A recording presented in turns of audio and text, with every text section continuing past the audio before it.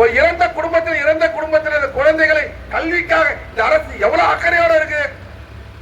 காலை உணவு திட்டத்தின் மூலமாக குழந்தைகள் படிக்க சாப்பிடாம வராங்க. காலையில நாங்கள் சர்வே பண்ணோம். அந்த அடிப்படையில் தான் காலை உணவு திட்டத்தை கொண்டு வந்தோம். முதல்ல அரசு பள்ளிகளை கொண்டு வந்தோம். அரசு உதவி பெறும் பள்ளிகளை கொண்டு வந்திருக்கிறோம். இந்த அரசு வெளியே தேர்தலுக்காக வாக்குகளை பெறுவதற்காக இந்த அரசியலை செய்து கொண்டிருக்குது. ஏன் இந்த போக்குவரத்து தொழிலாளி இறந்த தொழிலாளிக்கு ஏன் குடும்பத்தை வாரிசு வேலை தரல? ஏன் இங்க முதியோர் 60 வயசு ஆன பிறகு முதியோர்களுக்கு ஏன் ஓய்வு கால பணப்பலனை தராம வெளியே அனுப்புறீங்க? ஏன் பஞ்சப்படி உயர்வுக்காக அந்த தொழிலாளி போராடிட்டு இருக்கிறாங்க? ஏன் மருத்துவ காப்பீடுக்காக போராடி இருக்கிறாங்க?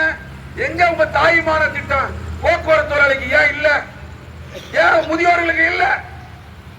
நாங்க கேள்வி கேட்கிறோம். நீங்க சொல்றீங்க இந்த விழாவில் நாங்கள் ஏதோ வாக்கு அரசியலுக்காக நாங்க இந்த திட்டங்களை கொண்டு வரலன்றீங்க. இது வாக்கு அரசியலுக்கான திட்டம் இல்லையா? மக்களுக்கு தெரியாதா? அப்படி